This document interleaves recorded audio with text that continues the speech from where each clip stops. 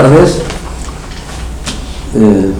Un gusto de ver este salón lleno de buena gente. Sabéis que el salón se llama Bonachet. Y primera cosa, agradecer a los padres dominicos que nos presten esta sala y agradecer la asistencia. Tiene un poco de guasa que tengamos que presentar a Francisco Fontana aquí, pero es lo que toca. Paco Fontana es una persona sobradamente conocida y diría yo que también escasamente conocida, porque es una persona que de él mismo no suele hablar mucho. Y bueno, ¿qué podemos saber? Aparte de lo que todos sabemos, Paco Fontana es médico neurocirujano, ya jubilado. Por esto que decía de que no es muy conocido, a mí me recuerda una figura de la Biblia, a ver si hay alguien que puede ser. Una figura que se llama Melquisedec, rey de justicia, que dice Pablo de Tarso, dice, no tiene genealogía, no dice quién eran sus padres, no dice cuándo nació. Cosa rara a los judíos que esto se lo miran tanto. Dice, ¿y esto por qué? Dice Pablo de Tarso. Dice, esto es porque es figura de un sacerdote de una realeza que es atemporal. Y Paco es un poco así. 31 años presidente de la asociación y ya es atemporal, es el presidente para siempre. Como le voy a pasar la palabra ya mismo para que nos ilustre sobre el tema de hoy, que es la historia del sionismo, pero quiero empezar con dos palabras. Una palabra es del Salmo 125, que dice así: Jerusalén de montes rodeada, así el Señor rodea a su pueblo ahora y siempre. Si tienen ganas de decir amén, lo pueden decir, porque dan ganas. Pues muy bien. Vamos a hablar de Jerusalén, que tiene montes. No se le veréis, pero tiene montes. Está el monte más sagrado, el monte Moria, el del caso sacrificio de Isaac, pero hay más montes, que conocerán. Está el monte de los Olivos, están otros a lo mejor menos conocidos, el monte Scopus, de Suena, está en el norte, y una vista espléndida de Jerusalén. Y me he guardado el último, el monte Sión. El monte Sión, que sería el origen de la ciudad, probablemente el bastión que conquistó el rey David cuando por fin llegó, conquistó la ciudad y se asentó allí. Y que, si leéis un poco, no hay mucho acuerdo donde podía estar exactamente. Unos dicen que un poquito más abajo, un poquito más arriba, si la ciudad de David, pero más al norte. Y esto es estupendo, porque ¿de qué nos sirve? De que el monte Sión, como tiene esta ambigüedad, pues ahora representa todo Jerusalén. Todo Jerusalén es monte Sión.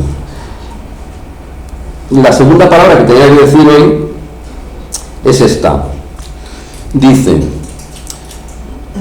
mientras dirigiéndose al oriente un ojo aviste a Sión, no se habrá perdido nuestra esperanza de 2000 años de ser libres en nuestra tierra, la tierra de Sión y Jerusalén.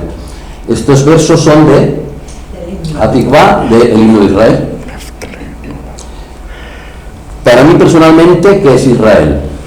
Hablo en lo moderno. Un milagro. O sea, la situación sociopolítica, el sitio donde está, es un auténtico milagro que haya un país allí democrático, puntero en tecnología. Un milagro. Y estos milagros no son de varita mágica, que dice Dios, bueno, aquí está Israel. No, tienen un proceso, y eso es lo que vamos a ver ahora. O sea, este milagro ha sido posible gracias a una larga gestación. Y ya le paso la palabra a Paco para que nos cuente la historia del movimiento sionista.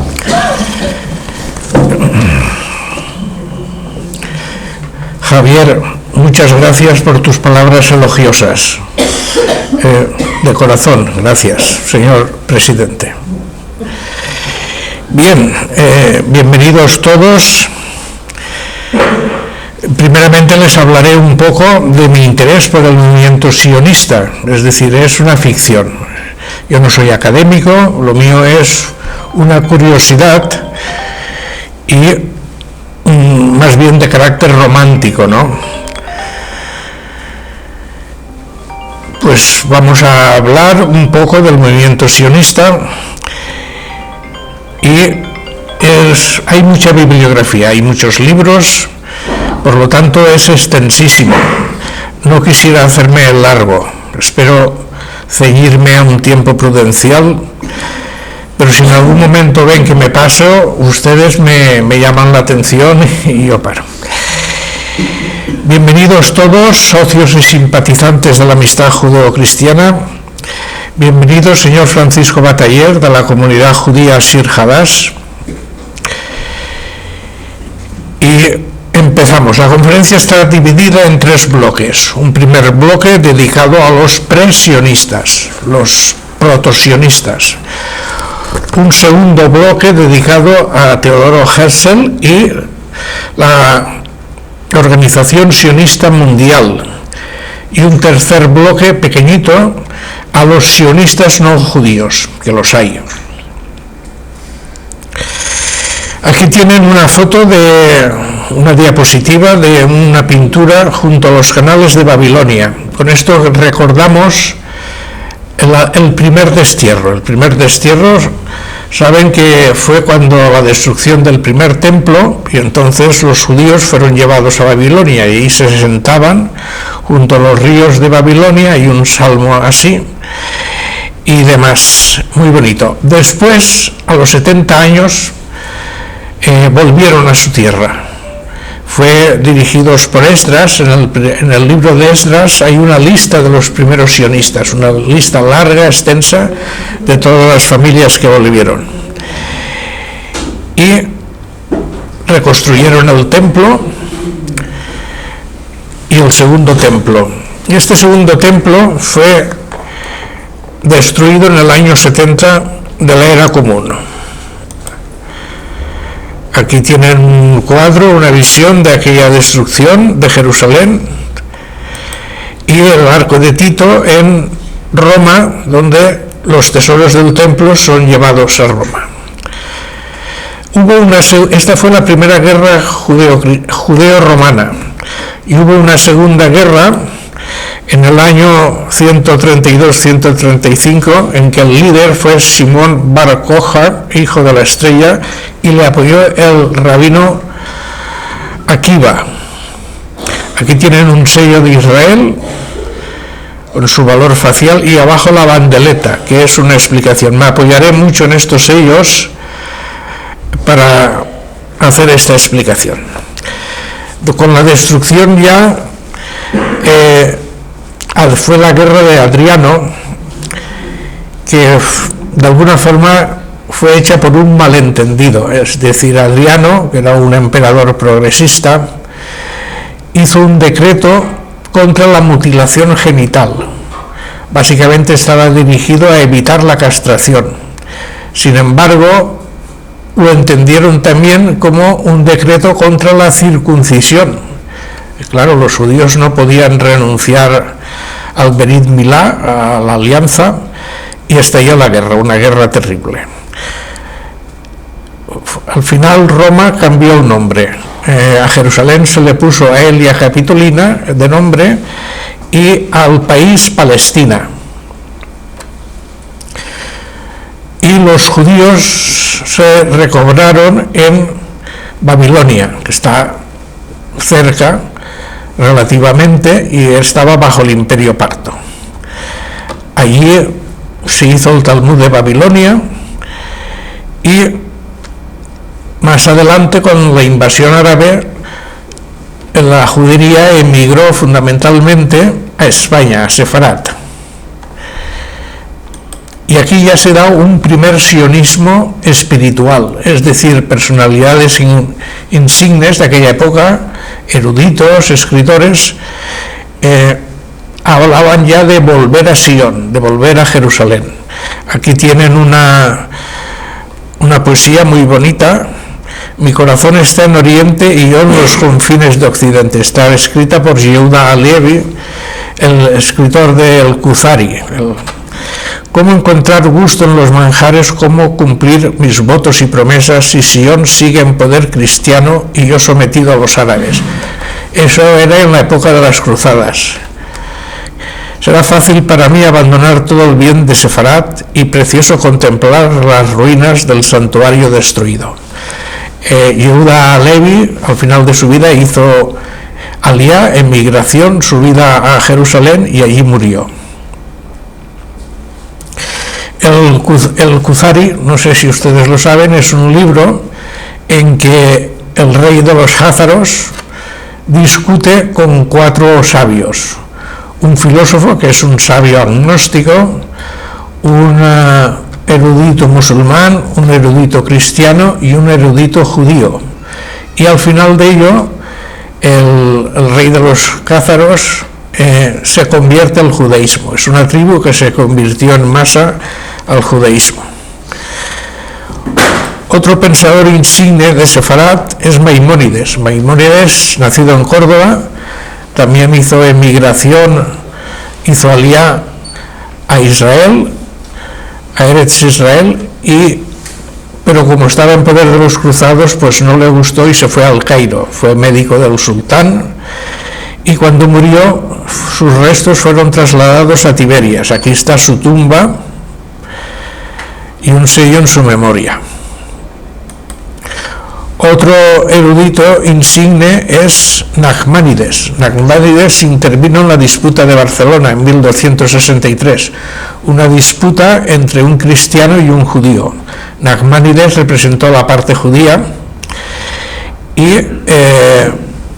al terminar la disputa el rey Jaime I le aconsejó que se marchara, porque pues podía pasarle cosas malas. El hombre emigró, hizo aliyá a Jerusalén y allí murió. Y hizo una profecía muy interesante.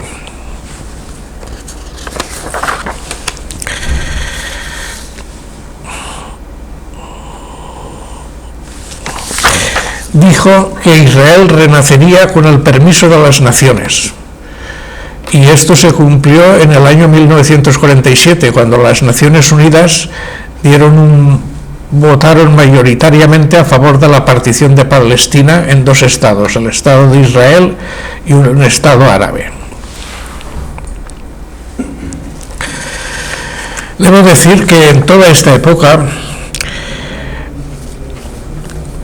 lo leo, es de notar que a pesar de la dispersión, el Gran Galut, siempre hubo presencia judía en Tierra Santa, más o menos numerosa según las circunstancias y épocas, y que siempre hubo judíos piadosos dispuestos a viajar a Tierra Santa para vivir y morir allí. Por otra parte, el pueblo judío en su práctica religiosa siempre mantuvo un nexo espiritual con la tierra de sus antepasados y siempre se consideró a sí mismo, y también desde la óptica de las demás naciones, como un pueblo en el exilio. Muchas oraciones judías terminaban con el clásico Leshana Abba Be Jerusalén, el año próximo en Jerusalén. Durante todo este prolongado periodo, los judíos vivieron como minoría separada con sus propios estatutos y sujeta a las leyes discriminatorias de las sociedades mayoritarias gentiles, bien sean cristianas o musulmanas, en las que estaban insertados, pero manteniendo siempre el ideal de vuelta a la patria. Y alentados por este ideal religioso, muchos judíos viajaron a Tierra Santa para establecerse allí. Bien, después aquí en España, que fue centro de la judería mundial, después de Babilonia, durante muchos siglos, hubo la expulsión de los judíos. Los judíos fueron expulsados de España, y aquí tenemos a un judío que nació en Toledo, José Caro, que emigró allí a Safed, una ciudad en el norte de Israel. ¿Conocen las 4 ciudades santas de Tierra Santa? ¿Las conocen? ¿No? Bueno, muchos sí, muchos las conocéis seguro. Ya sabéis, Tiberias representa el agua, Hebrón, donde están enterrados los patriarcas, representan la tierra. Safed es el aire y Jerusalén el fuego, los 4 elementos básicos. Allí en Safed se establecieron muchos judíos españoles, y es curioso que a mitad del siglo XVI un sacerdote español que estaba peregrinando a Tierra Santa pasó por allí y pudo hablar en español con los judíos de Safed.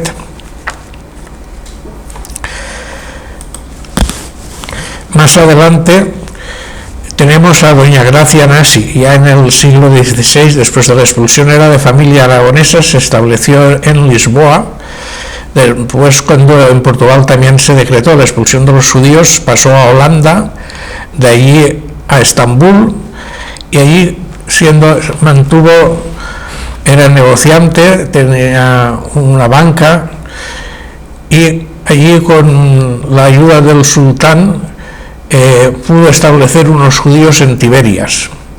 Si ustedes están en Tiberias, hay un hotel muy gracioso, Doña Gracia, que a la entrada hay unos trajes turcos, entonces la gente, si quiere, se puede disfrazar de turco en esos momentos. Eso lo hacen para hacer tiempo mientras te toman los datos del hotel. Y entonces ya entramos en un segundo periodo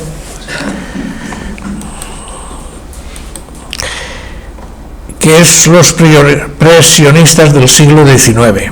Hasta entonces la gente iba por un ideal religioso, pero en el siglo XIX aparece la emancipación, es decir, la escala, la iluminación, que es la ilustración que se da en Europa en el siglo XVIII, y esta ilustración también pasa a los judíos, que hacen la escala, la iluminación. Y entonces ellos ya empiezan a verse como un pueblo, como una nación. Estos presionistas son muy interesantes porque tuvieron ideas muy válidas, lo que pasa es que no llegaron al gran público. Aquí tienen un historiador alemán, judío, Heinrich Graetz, que hizo una historia de los judíos desde los primeros tiempos hasta el presente, en varios volúmenes, y veía al judaísmo como una nación más que como una religión. Sus héroes, sus personajes principales son Sansón, el rey David, los macabeos, es decir, gente que luchó por la libertad. Es también un historiador de los primeros que tratan la figura de Jesús. Dice, sí, Jesús al principio se le tomó por un libertador nacional, lo querían hacer rey, pero como él dijo, su reino no es de este mundo, y por lo tanto, pues al final la gente judía le abandonó. Tiene una polémica muy interesante con un historiador alemán, Heinrich von Treitschke, de la Universidad de Berlín.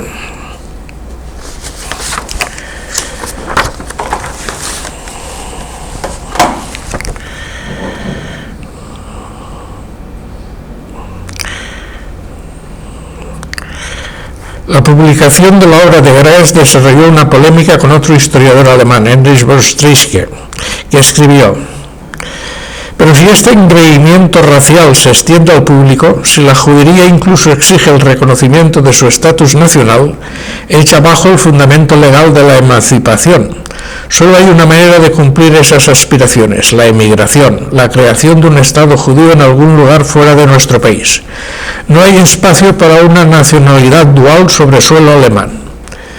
Aquí ya plantea la doble nacionalidad, la doble lealtad.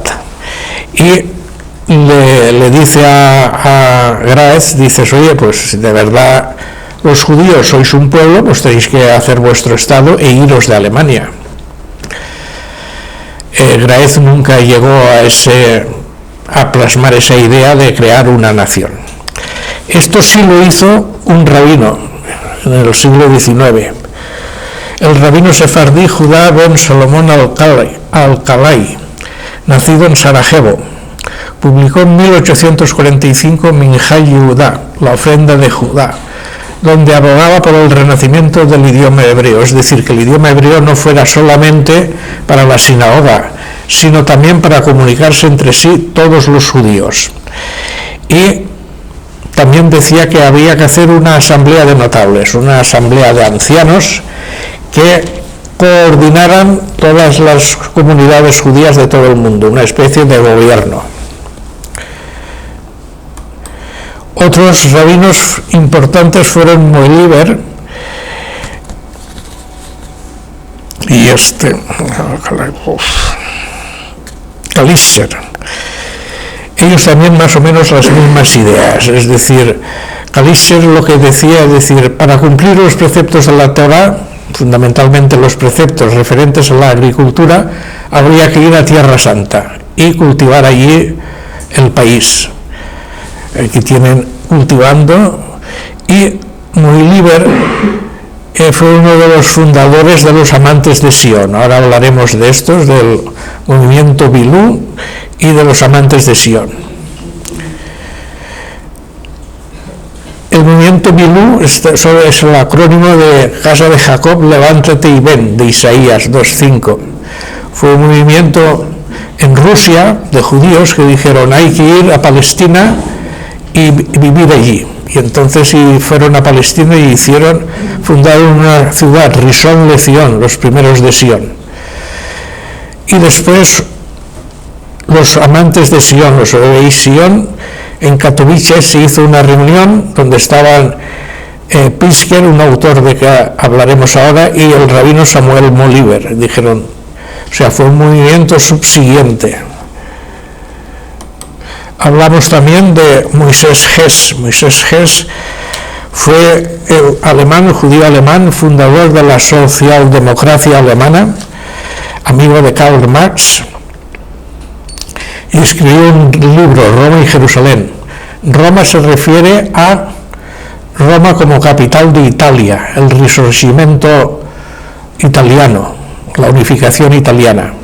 Y entonces en una serie de cartas dice las mismas ideas, es decir, que se hable hebreo, que vayan todos a Palestina a fundar un estado, lo mismo que han hecho los italianos fundando la nación italiana y demás. Este hombre solamente vendió 200 ejemplares de su libro, muy pocos. Quiero decir, este resfriado me está dejando mal, pero bueno. Fueron minoritarios, fueron obras que no llegaron al gran público y quedan como precursores, no fracasados, sí precursores. Y hablamos ahora de la filantropía judía, es decir, había judíos ricos que querían ayudar a los judíos pobres. Entonces aquí tenemos al primero, Moisés Montefiore, que construyó en las afueras, fuera de las murallas de Jerusalén. Gracias. Fundó un molino para dar trabajo a la gente de Jerusalén y construyó unas casitas muy monas allí, el estilo inglés, casitas de estilo de la campiña inglesa. Entonces cuando vas allá al molino te quedas sorprendido de ver unas casitas tan simpáticas y muy atractivas.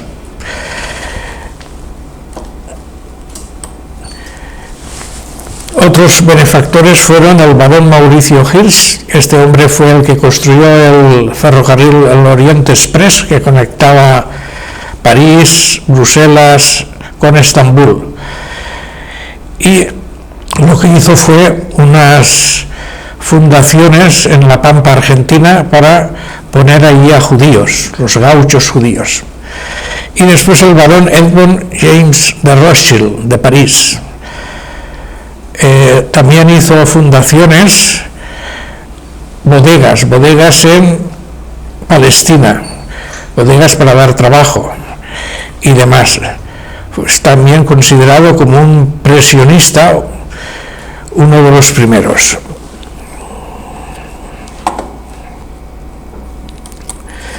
Aquí marxista Moshe Lillenblum, un intelectual de la época, y Leo Pisker. Leo Pisker escribió un folleto Autoemancipación en que propugnaba lo mismo: resurgimiento del idioma hebreo y que los judíos emigraran a Palestina a fundar una nación. Moshe Lillenblum era un intelectual muy lúcido que dijo: los judíos solamente tenemos tres opciones. Primera, seguir como estamos, es decir, grupos minoritarios en sociedades mayoritarias gentiles, y estar expuestos siempre a un pogrom, a una persecución. Segunda opción, es decir, nos convertimos todos en masa al cristianismo, y así ya el problema se acaba. Pero claro, eso es una opción muy teórica y que no satisface todo. Y la tercera opción, es decir, vámonos a Palestina y fundemos ahí un Estado. Todo esto iba mal, es decir, las colonias judías que se habían fundado no iban para adelante, había desastre económico, muchos judíos de los que fueron allí, pues al cabo de unos años se cansaban y volvían a su país de origen o emigraban a Estados Unidos. Entonces, el experimento no acababa de cuajar y surgió una figura que sí dio fuerza al movimiento sionista, que empezamos ya, hemos terminado con los prisionistas y entramos con la Organización Sionista Mundial y Theodor Herzl. Theodor Herzl era un judío húngaro que vivía en Viena, corresponsal de un periódico de prestigio, el New Press Frei, y que fue enviado a París como corresponsal. Allí asistió a la degradación del capitán Dreyfus, conocen el asunto, y llegó a una conclusión, decir, bueno, aunque nosotros nos integremos, nos asimilemos a las sociedades europeas, siempre habrá un antisemitismo, siempre habrá una persecución contra los judíos. Deben saber que en el siglo XIX surge el antisemitismo, una continuación más extrema del antijudaísmo cristiano. El antisemitismo se debió a varias obras que se hicieron sobre la cuestión judía. Uno de los libros más famosos es de Edouard Drummond, francés, La cuestión judía, en que dice que los judíos controlaban todas las finanzas de Francia, que controlaban todo el Estado. Esas ideas pues calaban en la sociedad europea, pero sin embargo, aunque era una moda, poco a poco no era el antisemitismo que había en Rusia, el antisemitismo de los pogroms, de la persecución a los judíos, que se ve muy bien en la película esta de Si yo fuera rico, de Temi el lechero. Y entonces Theodor Herzl, cuando volvió a Viena, escribió un libro, El Estado Judío. El Estado Judío es un libro que dice las mismas cosas. Hay que tener un Estado propio, los judíos tienen que tener un Estado,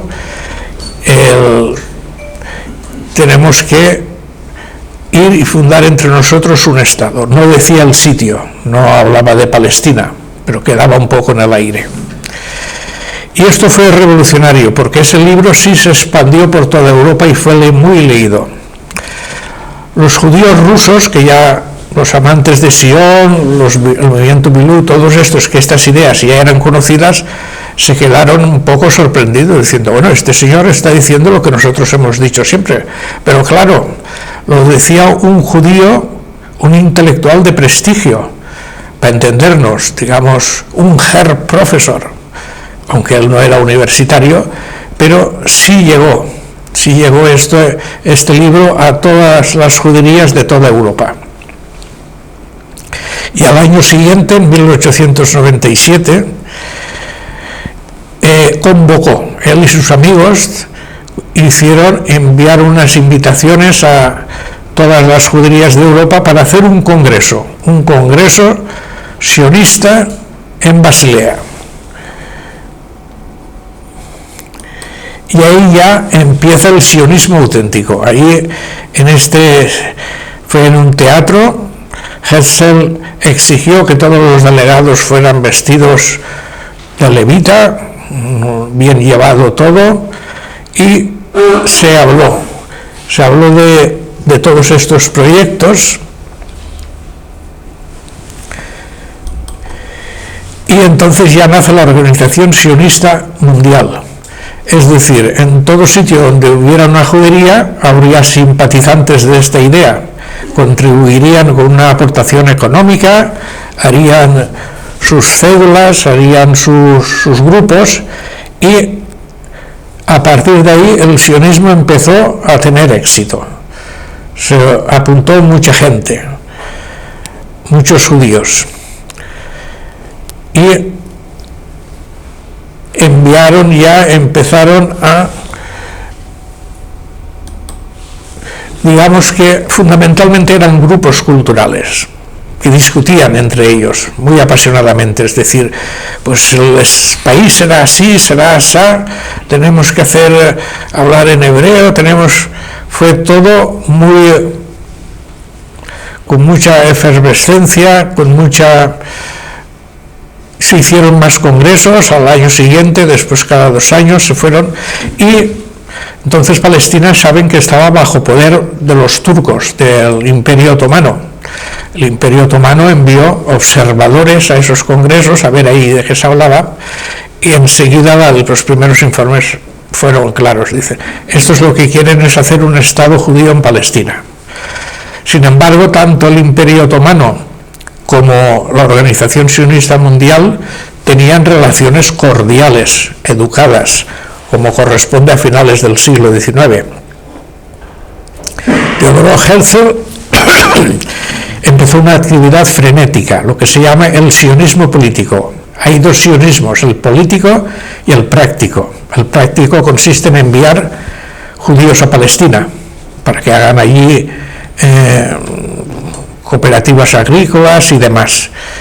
El político es el que preconizaba Herzl. Herzl tenía muy claro que el Imperio turco, de un manotazo, si quería, podía quitar estas colonias primeras. Es decir, tenemos que ir a Palestina, pero con protección de una gran nación, de una nación europea. Se entrevistó con varios líderes, fundamentalmente con el Kaiser Guillermo II. Aquí hay una anécdota muy bonita, que cuando se publicó su libro, El Estado Judío, uno de los lectores fue el capellán de la embajada inglesa en Viena, y este hombre era ya un sionista, era un sacerdote, un capellán excéntrico, pero muy partidario de que los judíos vuelvan a su tierra. Esto lo hablaremos al final, los sionistas cristianos. Y entonces se presentó en casa de Herzl diciendo, he leído su libro, yo he preparado el terreno para usted, venga a mi casa. Y el hombre pues acudió a su casa, y allí le enseñó una casa llena de Biblias, de libros, le enseñó un mapa, un gran mapa en el suelo, le dijo, aquí ustedes tienen que reconstruir el templo en Betel. O sea, el hombre ya hablaba de la reconstrucción de un tercer templo. Herzl se lo tomó diciendo, hombre, este señor es un poco visionario, pero en fin, pero mantuvo amistad y fueron amigos largo tiempo. Herzl, después del primer congreso sionista, escribió, aquí está un sello de Israel dedicado al edificio, al teatro donde se hizo, escribió, dice, el Estado de Israel ha nacido hoy. No sé si será en unos pocos años o en 50 años, pero el Estado nacerá porque es una necesidad mundial. Los judíos tienen necesidad de un propio Estado. En efecto, a los 50 años nació el Estado de Israel. Herzl murió como fracasado porque no consiguió nada. Se había entrevistado con el Kaiser. El Kaiser se entrevistó con él en Estambul, porque hizo un viaje muy famoso, el Kaiser Guillermo II, a Tierra Santa. Primero fue a Estambul, se entrevistó con el sultán, y Herzl primero había hablado con el Kaiser y le había propuesto que hablara a favor de los judíos para hacer un protectorado judío bajo el patronazgo de Alemania. Pero el sultán no quiso saber nada. Cuando el Kaiser se entrevistó y le dijo esto, le dijo, y el Kaiser, ya para no desairar al sultán, pues paró, no le dijo nada. Sí consiguió lo que quería, una alianza, la construcción de un ferrocarril de Estambul a Bagdad y una alianza más o menos económica con los turcos. Esto en la Primera Guerra Mundial se plasmó cuando Turquía entró en favor de las potencias centrales.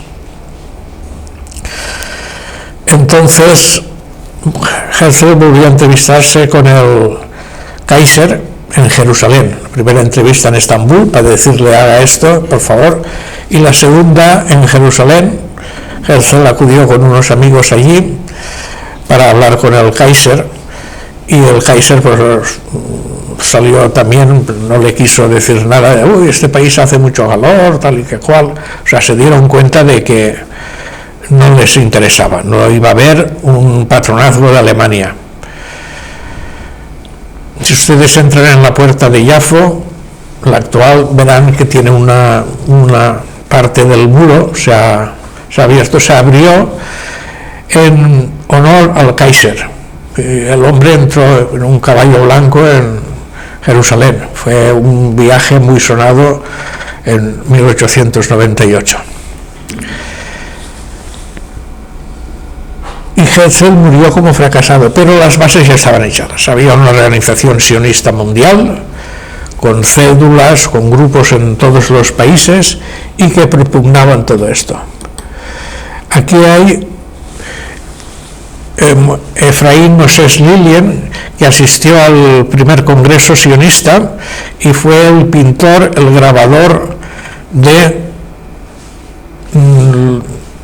pinturas en favor del sionismo. Esta es muy bonita, Abraham contemplando las estrellas. La cara es la cara de Herzl envejecido, sobre los canales de Babilonia, y una que dice, este es el camino, ir a Palestina, a trabajar allí y a hacer campos. Aquí tienen una foto muy famosa, que es la fundación de la ciudad de Tel Aviv. Ciudad de Tel Aviv, que en 1909, cerca de Yafo, que era una ciudad árabe, pero compraron arenal y este es el momento del sorteo. Se sortean el terreno que le corresponderá a cada familia, y allí empezó la construcción de Tel Aviv. Tienen aquí otro sello muy simpático en conmemoración de esta fundación, en la que sale el fotógrafo que hizo la foto. Bien, a todo esto, cuando falleció Herzl, ya el sionismo práctico, es decir, la emigración de judíos por vía libre a Palestina, ya se desbordó. Empezaron a ir muchos judíos allí, se hicieron kibutz de Gania, el primer kibutz en 1910, cooperativas socialistas. El idioma también se puso en marcha. Está Eliezer Ben Yehuda, la resurrección del idioma hebreo, empezó a hablar en hebreo a sus hijos. Otros muchos se le unieron a él, hicieron un comité de la lengua hebrea, y a partir de entonces en Palestina los judíos empezaron a hablar hebreo. Hubo la llamada guerra de las lenguas, Milhamat Lashon, en que decían no, el idioma debe ser el alemán, porque el alemán era el idioma culto de la época, científico, pero se impusieron estos. Los partidarios de Ben Yehuda, que tiene una calle dedicada en Jerusalén y en todas las ciudades tiene su calle, y desde entonces empezó a hablar en hebreo.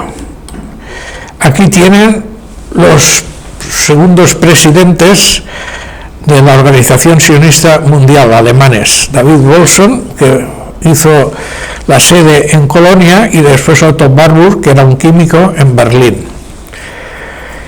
Y en 1914 explota la Primera Guerra Mundial, en que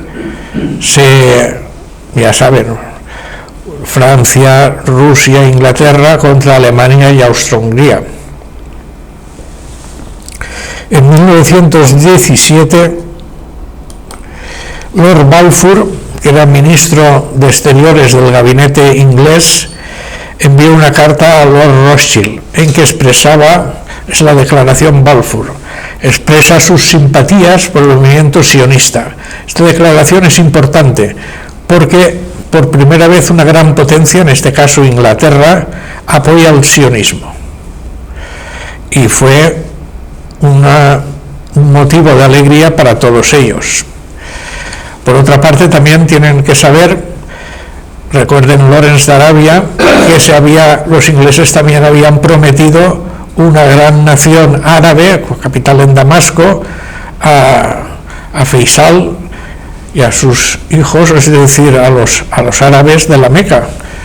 Y estos apoyaron también a Inglaterra.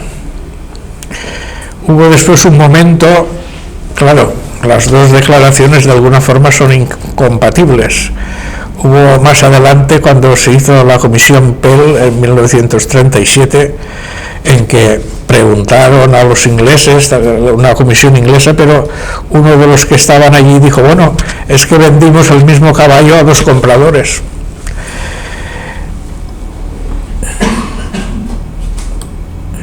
Y aquí está la entrada de general Allenby en Jerusalén. Los ingleses en 1917 conquistan Jerusalén. Fue un momento de alegría. Todas las campanas de Inglaterra repicaron de alegría.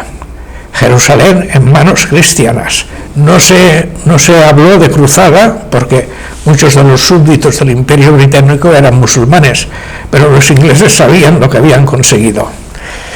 Allenby entró a pie en Jerusalén, él era general de caballería, dijo, no quiero entrar a caballo en la ciudad donde Jesucristo sufrió la pasión.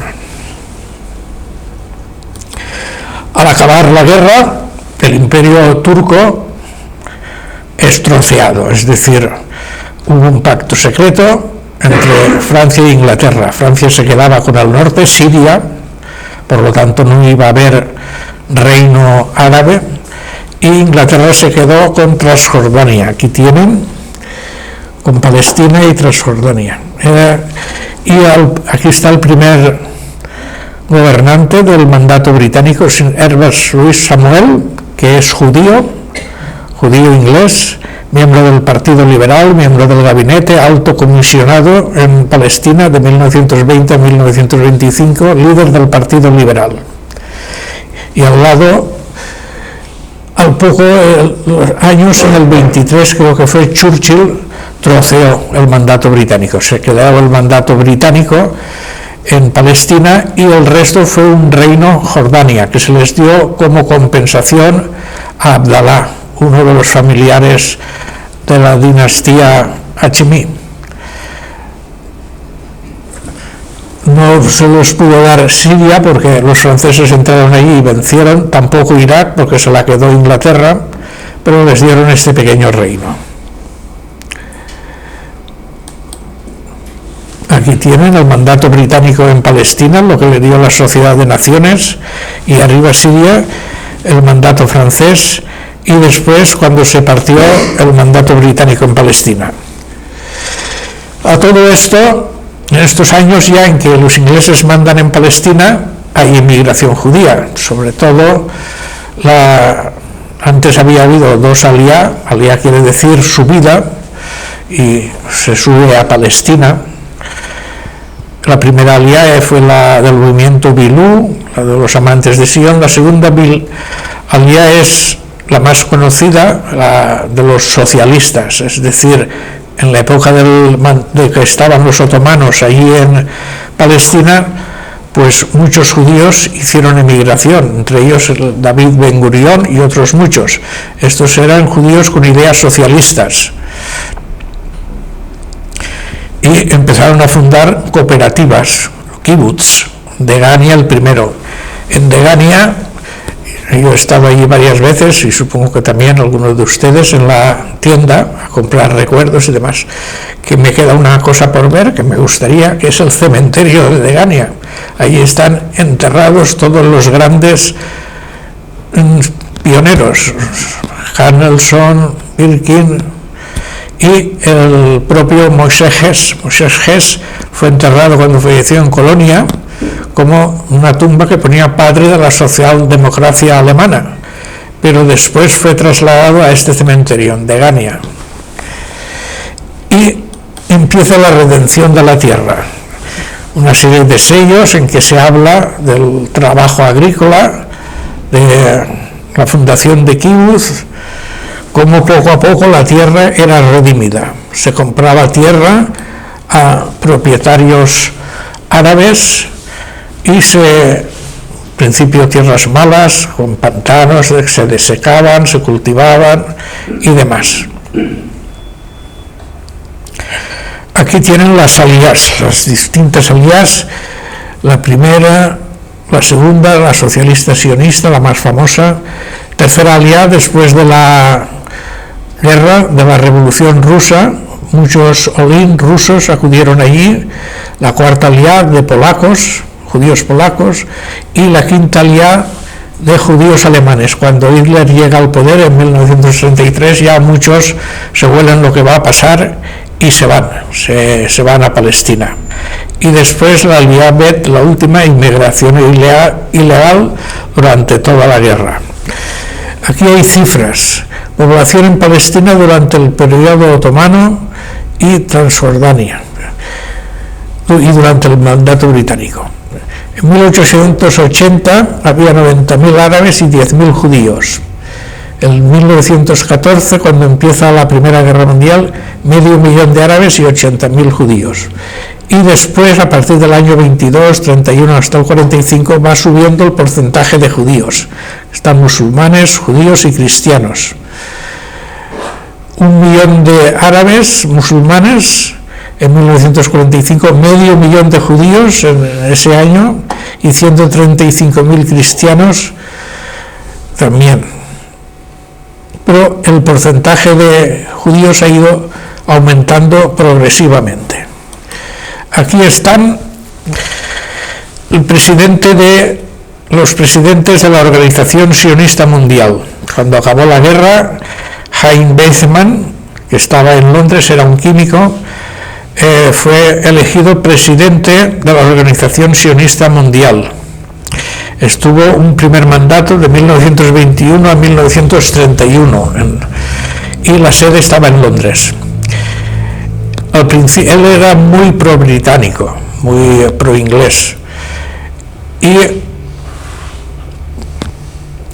el Yishuv, es decir, la judería establecida en Palestina, al final lo vio como demasiado pro-británico y en unas elecciones eligieron a otro, Nahum Sokolov, que estuvo de 1931 a 1935.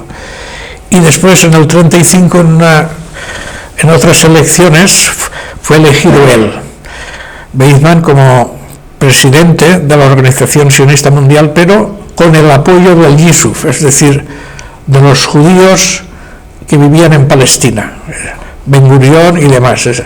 Es decir, Ben Gurión en un momento dado se da cuenta de que los judíos en Palestina tienen que contar con el apoyo británico, si no los árabes se los comerán. Y dice, el mejor es que sea Weizmann, que se lleva bien con los británicos, y hizo que los reeligieran. Aquí tienen la agencia judía, es decir, los judíos allí ya empezaron a hacer cosas, no solamente los kibbutz o las colonias agrícolas, sino también organizaciones. El Keren Kayemet Israel para la replantación de árboles en Palestina, Ashomer, que era primero una guardia para defenderse de los ataques árabes, el Technion de Haifa, que lo hizo Heath Weizmann, el Keren Yesod, un fondo para recaudar dinero en todas las juderías de Europa y Estados Unidos para comprar tierras en Palestina, para ayudar. La Haganah, que fue una milicia local continuadora de Ashomer, para protegerse. La Histadrut, el gran sindicato que se encargaba de todo. El Banco Apoalim, un banco Hebrat Judim que era para hospitales, sanidad. La Universidad Hebrea, que se funda en 1925, la Orquesta Filarmónica de Israel en 1936. O sea, ya había un protoestado, ya había el embrión de un estado, con su sanidad pública, su enseñanza, su sindicato, todo. Y empieza la Segunda Guerra Mundial. Aquí tienen un cuadro, Babiller, la matanza de Babiller, y empieza el holocausto, la Shoah, en que la judería europea es exterminada, 6 millones de muertos y demás.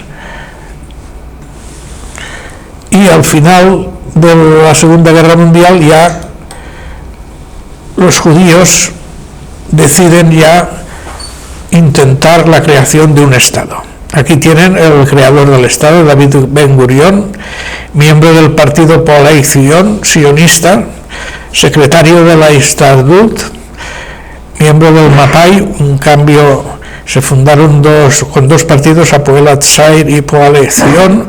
Poalei Zion era un partido socialista y Hapoel Hatzair era un partido nacionalista. Fue presidente de la agencia judía en 1942 en la conferencia de Biltmore cerca de Nueva York, y dijo: cuando acabe la Segunda Guerra Mundial tenemos que ser independientes. En todos estos años, desde el mandato británico, hubo un intelectual muy interesante, Jabotinsky. Ze'ev Jabotinsky pertenecía a la Organización Sionista Mundial, pero en un momento dado dijo que había que emplear la fuerza también, había que emplear la fuerza contra los británicos y contra los árabes. Fue un pensador muy lúcido, escribió un libro, El Muro de Hierro, en que decía: los árabes no son tontos, ellos se despertará un nacionalismo contra nosotros, los judíos, y nos verán como invasores. Por lo tanto, tenemos que construir un muro de hierros, tenemos que estar siempre en una victoria constante contra ellos. Y fundó un partido, el Irgun, que quería la guerra, la violencia, eran terroristas y demás. Él murió en Nueva York durante la Segunda Guerra Mundial. Pero su sucesor es Begin, el que después fue presidente del Estado de Israel, era entonces el que llevaba el Irgun.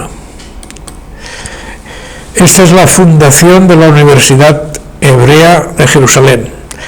Aquí a un lado está el pintor que se pinta a sí mismo. Lord Balfour está pronunciando la conferencia inaugural, y entre todos los personajes que hay por ahí hay gente conocida. Está Einstein, está Sigmund Freud, está el general Allenby. Si ustedes quieren entretenerse como en esto de buscar a Willy, pues demás. Aquí están los congresos sionistas que se hicieron bajo el mandato antes del mandato británico, con el mandato británico y demás. David Ben Gurion y Golda Meir. Cuando acaba la Segunda Guerra Mundial, muchos judíos que han sobrevivido a los campos quieren ir a Palestina, y los británicos se oponen. Los británicos se dieron cuenta desde el primer momento que aquello había una incompatibilidad. Judíos y árabes en Palestina no se llevaban bien. Ellos procuraron de alguna forma intentar satisfacer a todos y sobre todo crear un estado jurídico. El mandato, la policía británica, pues cuando había atentados, los musulmanes hicieron la gran revuelta árabe contra los ingleses, pues mucha gente la detenían, los juzgaban, los ahorcaban. Y los judíos también, a los de Jabotinsky, los perseguían porque sabían que eran terroristas.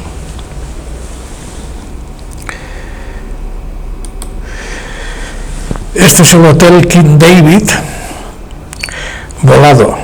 No sé si ustedes han visto la película Éxodo, en que vuelan el hotel, el ala donde estaba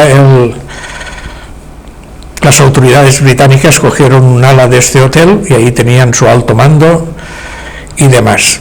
Hubo un atentado, el Irgun fue el principal responsable, metieron allí bombas, avisaron por teléfono de que el hotel lo iban a volar, pero las autoridades británicas que recibieron el telefonazo, ustedes los judíos no nos tienen que decir a los ingleses lo que tenemos que hacer, y no enviaron ningún aviso.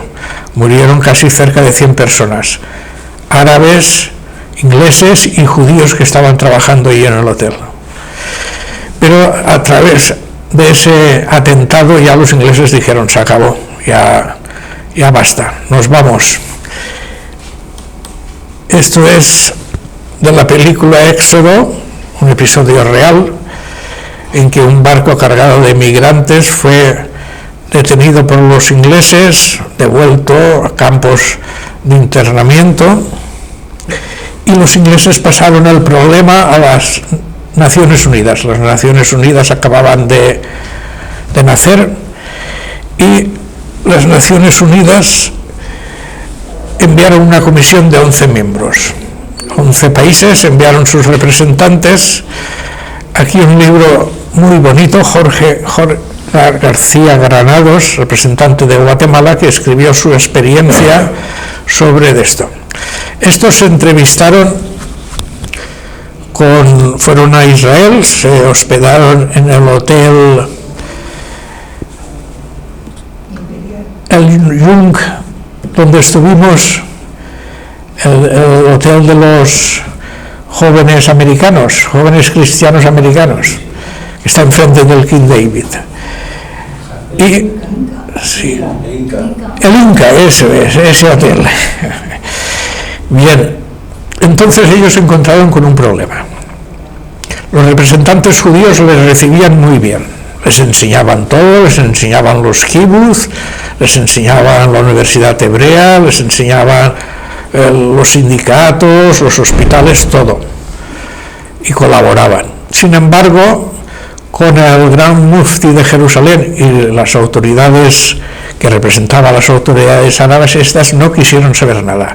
Tienen de alguna forma también una postura que tiene su lógica, es decir, los árabes decían: nosotros vivimos en esta tierra, no tiene que venir las Naciones Unidas ni nadie a decirnos lo que tenemos que hacer. Lo que tienen que hacerse es los ingleses largarse de aquí y nosotros haremos un Estado unitario en que habrá una mayoría árabe y una minoría judía.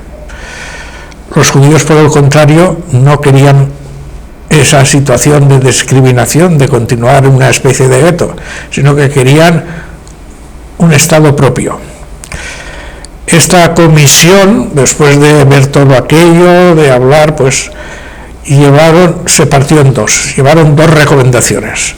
Una recomendación de la mayoría de los delegados, diciendo: judíos y árabes no se pueden entender, no hay voluntad, por lo tanto es mejor que haya dos estados, un estado judío y un estado árabe. Y hubo un report de la minoría, es decir, hubo 3 países que votaron, creo que uno era Pakistán, otro Irán, en fin, estados musulmanes que dijeron: no, tiene que haber un estado único, musulmán con una minoría judía. Esto se llevó a las Naciones Unidas y el 29 de noviembre de 1947 se hizo una votación. La votación fue aprobada por la mayoría de las naciones presentes allí, de que hubiera dos estados, un estado judío y un estado árabe. Este es el momento en que en Tel Aviv se sabe la noticia de que va a haber un estado judío. La gente baila de alegría.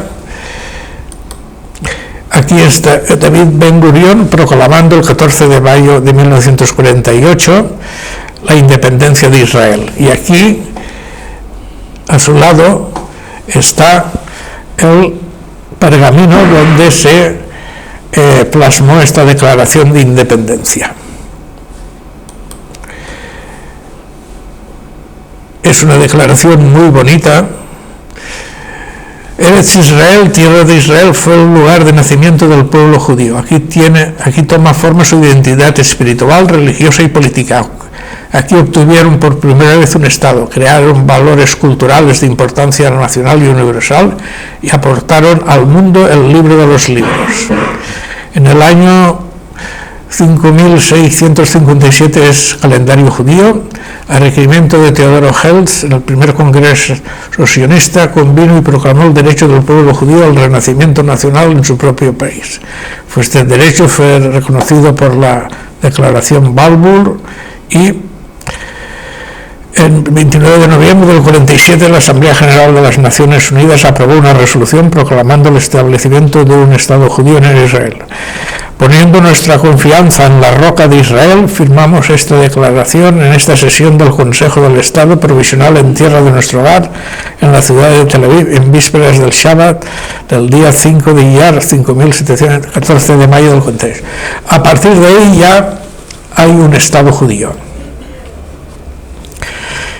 Yo paro aquí la conferencia, es decir, ya no sigo con la primera guerra árabe-Israel.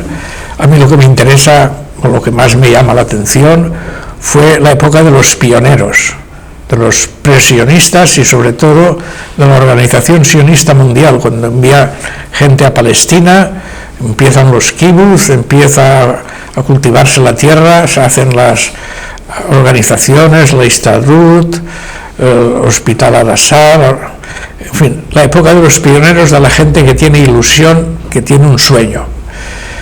Ya después, con el establecimiento del Estado, los sueños a veces pues no se realizan, sino que pues viene la realidad y queda todo muy devaluado. En el coloquio, si quieren, ustedes preguntan sobre todo lo que quieran, sobre las guerras, en fin, el conflicto, lo que quieran. Y para terminar, una pequeña adición, es decir, los presionistas no judíos, occidentales, europeos o cristianos, como ustedes les quieran llamar.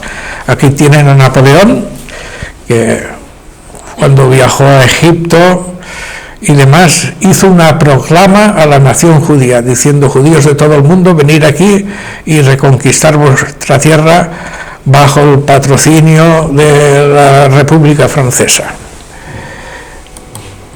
Hay otros sionistas, que ya cristianos, por ejemplo, que tienen a Arthur James Balfour, el de la Declaración Balfour, y al que entonces era primer ministro, David Lloyd George, que estos sí apoyaban, es decir, desde sus convicciones como ingleses, apoyaban la creación de un Estado judío. Aquí está Orde Charles Wingate, un militar inglés que apoyó mucho a la Haganah, le dio instrucción, y aquí Truman, que fue presidente de Estados Unidos, que también se puede considerar un partidario de la creación del Estado de Israel. Fue la primera nación que la reconoció. Y en Inglaterra ha habido un libro aquí, Restoring Israel, se llaman restauracionistas, es decir, gente inglesa que apoya la restauración de Israel. En el siglo XVI, XVII, hubo varios en Holanda, casi todos protestantes. Uno de los más conocidos es Isaac Newton. Isaac Newton, no sé si ustedes saben que también tenía un componente místico, y le gustaba mucho leer la Biblia, calcular tiempos y demás, y él escribió, Israel será reconstruido. No sabemos cómo, pero sí más o menos se pueden calcular los tiempos. Y a través del Apocalipsis y demás hizo sus propios cálculos. Hay otros después, en el siglo XVIII, XIX, el conde de Shaftesbury, y hubo también una sociedad para la conversión de los judíos al cristianismo, que se estableció allí en Palestina bajo poder otomano, y que hoy día es una sociedad que favorece mucho al Estado de Israel, y otros muchos ingleses que apoyaron todo esto. Por lo tanto, siempre ha habido el más conocido fue el capellán amigo de Herzl, a ver si encuentro aquí su nombre.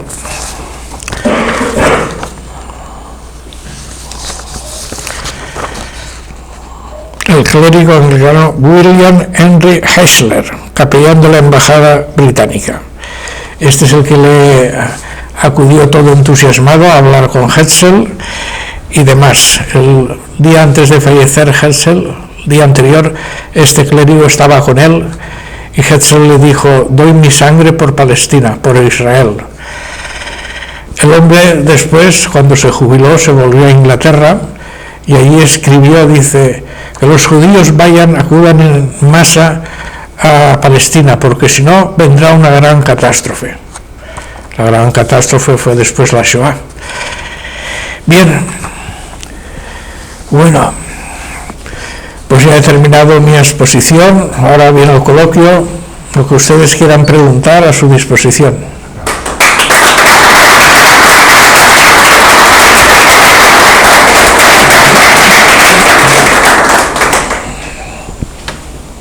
Pues nada, se abre el turno de preguntas. Muchas gracias. Ha sido una presentación muy sólida y muy bien. Pero hay un tema, tal como has descrito, ha sido una reflexión razonable y razonada sobre el origen del sionismo. Y la pregunta entonces viene, ¿por qué desde hace muchas décadas, aquí en España y en otros lugares también, se utiliza la palabra sionismo como un insulto? Nosotros no la utilizamos como al contrario. Bueno, otra gente sí que lo hace. Sí, pero eso es, cada cual toma su propia postura. Eso es, para mí, ha habido una campaña mediática en televisión, en la prensa y todo esto, ahora a raíz de la guerra de Gaza, muy fuerte en contra de Israel y a favor de Palestina. Yo entiendo que no es tanto a favor de Palestina como en contra de Israel. Si, por ejemplo, ahora hubiera una guerra, una guerra civil en Gaza, creo que no tendría mucha repercusión. Si hubiera una guerra Egipto-Gaza, tampoco se le haría caso. Es fundamentalmente en contra de Israel, son campañas en contra de Israel. Ya conoces la conocida frase, ¿no? Amalek se levantará contra Israel de generación en generación. Es decir, es así. Bueno, en primer lugar, felicitarte por tu estupenda conferencia. Muchas gracias, Salvador. A mí me ha gustado mucho estudiar el sionismo, pero la verdad es que la parte que tú has desarrollado, que es la del protosionismo, digamos, es una parte bastante más desconocida. Sí. Y a mí me ha servido mucho, me ha gustado bastante. La verdad, pues te agradezco. Además, está muy bien preparada. Habrás dedicado tiempo, porque esto no se hace de un día para otro.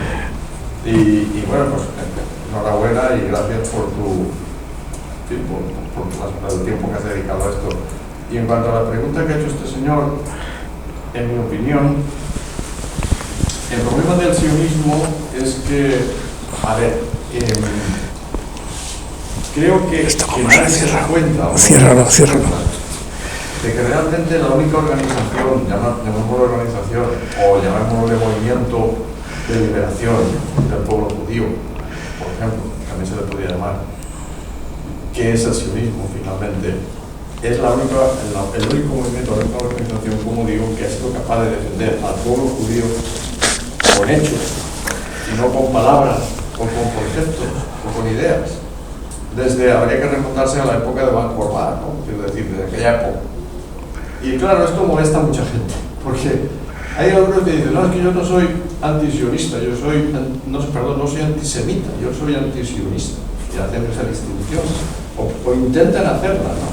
Desde el punto de vista, como dicen, yo no soy, por ejemplo, mucha gente de la izquierda europea, que dice, yo no soy antisemita. Pero claro, piensan en el antisemitismo como algo así como, bueno, que está muy mal que los alemanes, los nazis, persiguieran a los judíos del Círculo de Viena, los intelectuales, Simone Weil y tal, todos estos, y los llevasen todos finalmente al final a la catedral. Pero yo lo que pasa es que soy antisionista porque de alguna manera el sionismo es una organización que ha masacrado ahí a los palestinos, que se ha incrustado en Palestina, que es un movimiento colonizador, y como colonialistas que son un cuerpo extraño incrustado en una sociedad y tal. Y claro, viene un momento que digo, bueno, entonces tú lo que quieres es realmente que haya unos judíos que cuando los persigan no se puedan defender. Es decir, tú eres como los de antes de la fundación del Estado de Israel. Y la conclusión que llegas es que finalmente hay mucha gente, incluso judíos. Por ejemplo, ahora habréis leído que en Nueva York han votado, creo, según he leído en la prensa, aproximadamente 1/3 de los judíos de Nueva York, de ser cierta, la verdad es que son datos que no he comprobado, pero en la prensa decían que habían votado aproximadamente 1/3 de los judíos de Nueva York a Mamdani. Pues a esos yo pienso que les importa un bledo el Estado de Israel. O sea, y son judíos.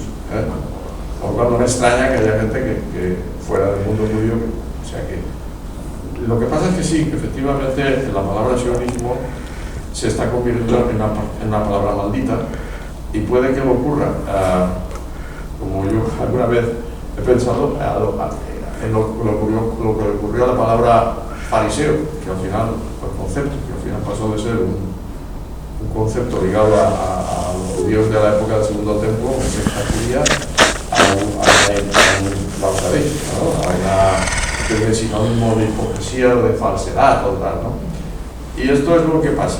Pero bueno, esto daría para otra conferencia, entonces ya me callo y... Salvador, muchas gracias por lo que dices, porque yo sé que tú también eres muy simpatizante del Estado de Israel.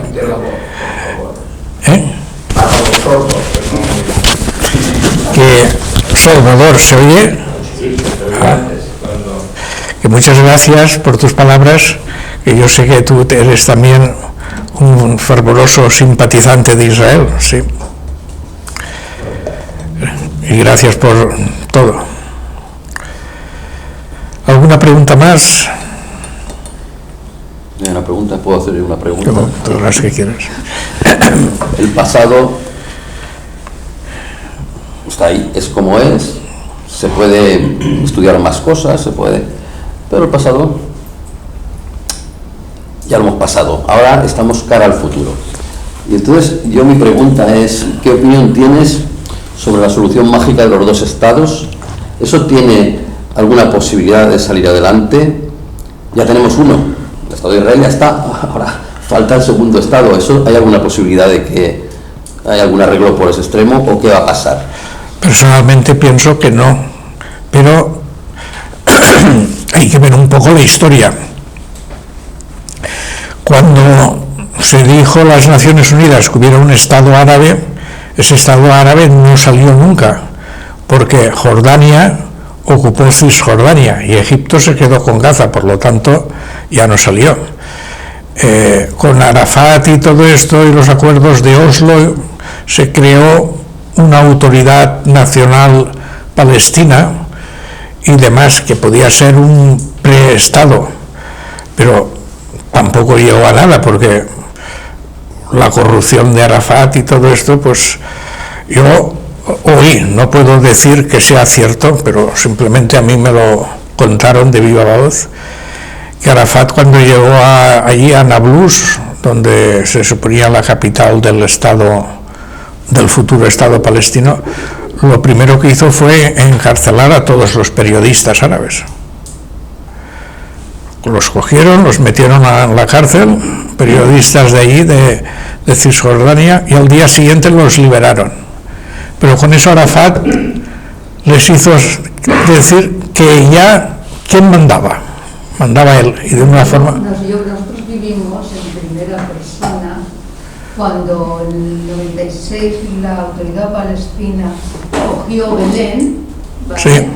Entonces nos encontramos que estábamos allí en Belén solos, no había nadie, y una amiga que era monjita, que vivía allí, se tuvieron que cerrar los colegios y marcharse a Argentina porque la autoridad palestina, allí en Belén, tú cuando llegas antes a la autoridad palestina a Belén, te encontrabas pues como aquí los años 60, o sea, que estaba la gente el domingo y todo esto, con los pueblos. Que había llegado muchos cristianos de Belén, les habían tasado el negocio y la casa con justo precio, se la habían pagado y les habían ofrecido que se fueran. Entonces muchos de ellos terminaron en Australia. O sea que la autoridad palestina no coaccionó.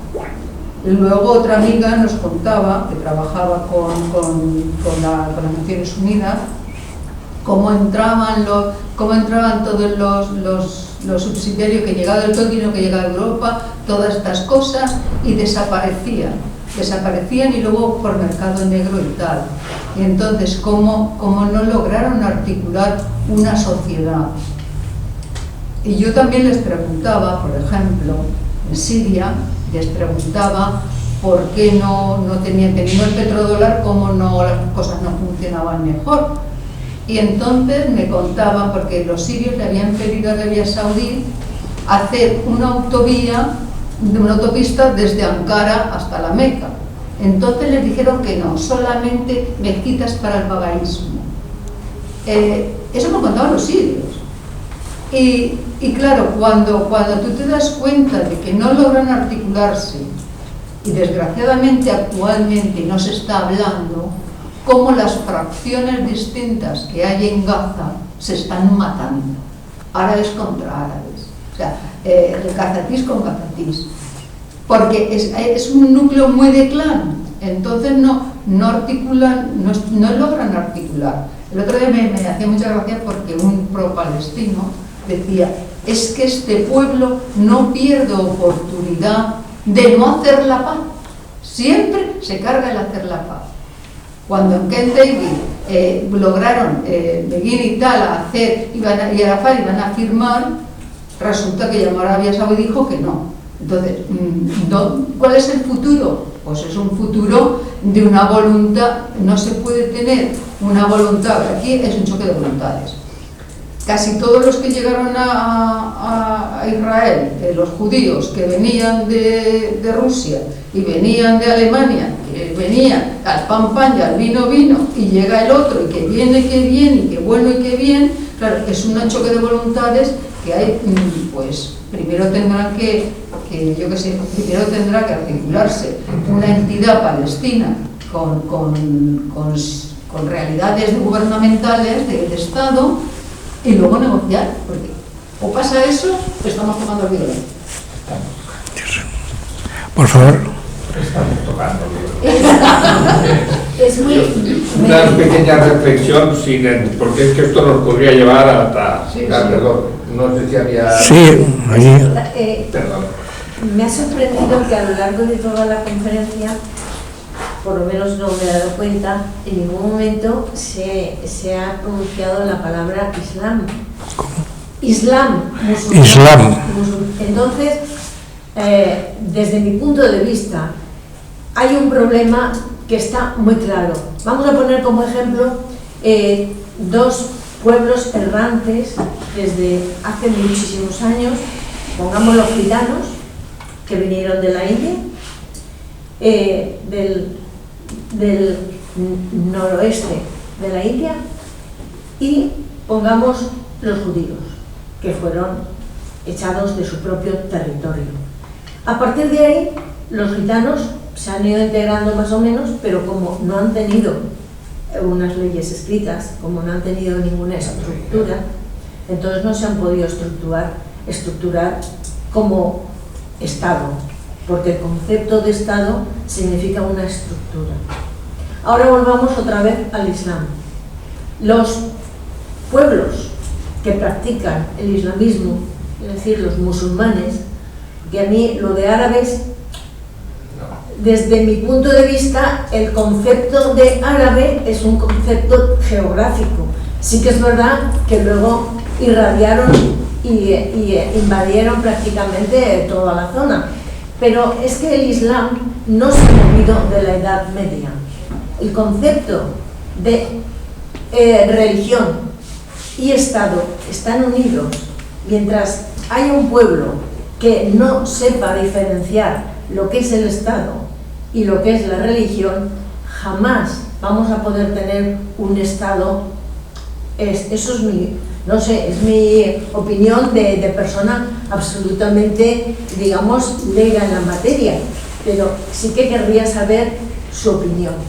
Sí, esto está claro, quiero decir, el Islam no ha tenido la Ilustración, no ha tenido el siglo XVIII que hubo aquí en Europa, en que se separó ya la religión de lo que es el Estado. De esto Salvador sabe mucho, ¿no? Tú has estudiado muy bien la Ilustración y todo eso. Lo que ocurre es que sí que es cierto que, a ver, evidentemente no están en la misma posición de evolución histórica los palestinos que los judíos que llegan allí.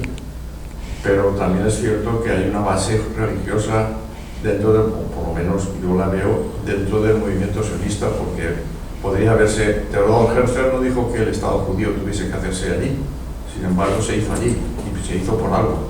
Por tanto, sí que hay un trasfondo de carácter religioso detrás del sionismo. Es decir, que no es solamente una cuestión del Islam, es una cuestión también, y posiblemente eso esté en la base del problema. No se trata de una disputa por la tierra, se trata de una disputa ideológica en base a una religión y a otra, y de Jerusalén en medio. Es decir, yo veo que ahí no es solamente una cuestión de una parte, son las dos. Lo que usted ha dicho, yo lo veo así. El Islam no ha pasado por la Revolución Europea de separar Estado de Iglesia. Al contrario, para ellos es todo lo mismo. Entonces, pues ellos sabrán, es su decisión. Y cuando hablo de árabes me refiero, porque hay también árabes cristianos. Y estos árabes cristianos pues también militan en Al-Fatah y en todas estas organizaciones terroristas, y ya está. Prefiero hablar de árabes que de musulmanes en este sentido. ¿Algo más, don Amadeo? Era una pequeña reflexión, pero que nos llevaría muy... No, usted parle que... Digo simplemente como... a la pregunta que por qué se tiene en Occidente o en España ese rechazo visceral de mucha gente hacia el sionismo, creo que es una forma nueva de que mucha gente en su subconsciente no quiere decir antisemitismo. Lo que verdaderamente hay mucha gente es antisemita. ¿Por qué? Pues eso nos llevaría muy lejos y habría que hacer un examen de conciencia los grandes pueblos europeos y las grandes religiones europeas. Lo que durante cientos de años se ha ido sembrando, pues puede que aún no haya sido totalmente extirpado de la conciencia de cada uno de nosotros. Y no quiero que sigamos, porque si no... Yo voy a ser no muy podrás santo, saber. no, yo voy a ser muy santo y tú serás muy criado y serás el que harás el prestamista. Exactamente. ¿Empezamos por ahí? Bueno, Dinero. Bueno, pues señores, si no hay nada más, ya lo dejamos.